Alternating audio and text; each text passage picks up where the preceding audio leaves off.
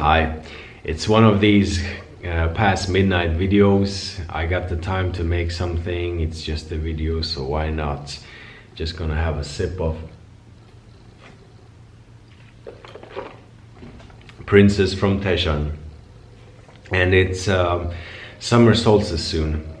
It's one of the two events a year that I sort of mark. Winter and summer solstice, the shortest and the longest day on a year. I think it's a good way, a good sort of marking event to get into practice things that you have been thinking about, considering, almost getting there with for the half year basically. It can be something about a mental trap, a mental habit, something regarding you are doing very good and you want to sort of get deeper into that, continue with that, or change something, get a new habit, delete a habit, I don't know. It can be anything. So, but one important ingredient is to zero out, to actually reboot, because yeah, I'm just gonna read something here based on this card, the Fool, a tarot card. The Fool won't get in focus, so there he is. It's a blog post, it's over 4 years old. So here we see a man symbolizing the person who has begun a journey or a quest for a calling, a dream or a vision. For everything in our life that we want to learn and do, we have to have an honest fool in us, embracing that character. For he is naive and a fool, yet every mastery must start out that way. When we lose the fool within us, we also lose the opportunity to gain something new in life. Don't be bothered about being perceived as a fool, for the fool has that glint in the eye of great potentiality.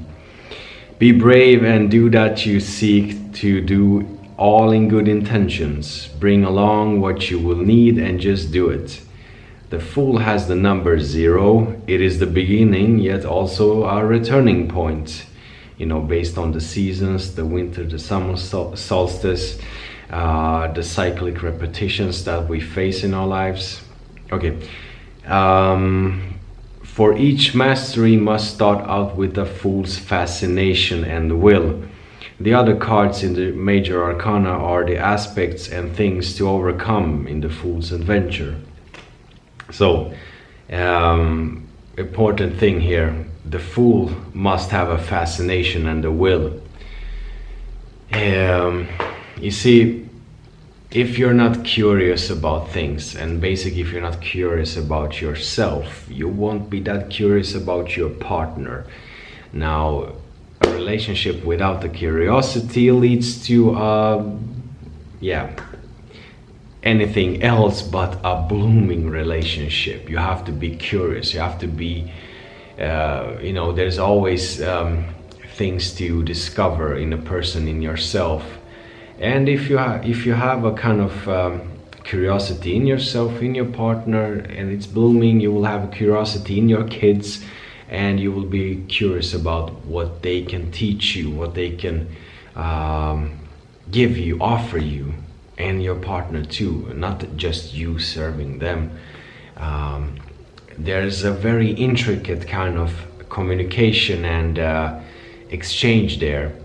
However, the point is that you can't start from a scratch, from 0, from the number of the card, and, you know, tread along the path and become good at whatever you seek out to do without making mistakes. It doesn't even have to be mistakes, but basically being exposed to things like, oh, I didn't know that, now I have to do it again, or okay, I took the wrong turn, I have to go back.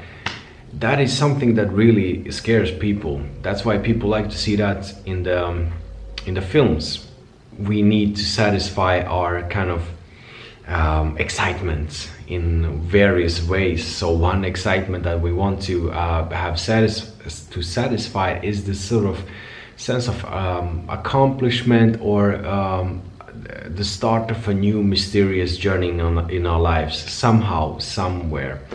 So when we can't do that, it's always easy to go and watch a film, see a character, you know, do that for us, and then we feel like, oh yeah, we did it together, you know, now I can go to bed and repeat my day next day, or something like that. So it's the fear of being or feeling like a fool, but there is no such thing. As I read from this post, I mean, as long as you do it in the mode of goodness, there's nothing to be foolish about. Regarding tarot cards, you know, it's so very simple. Be the cards or read the cards, you know, that's the way it is. You can see your path in anything. You can, you know, read the signs in every aspect of life, or you can go in there in life, you know, and just make all those signs work for you, you know, shuffle them around the way you want it. Basically, it's all what you make of it.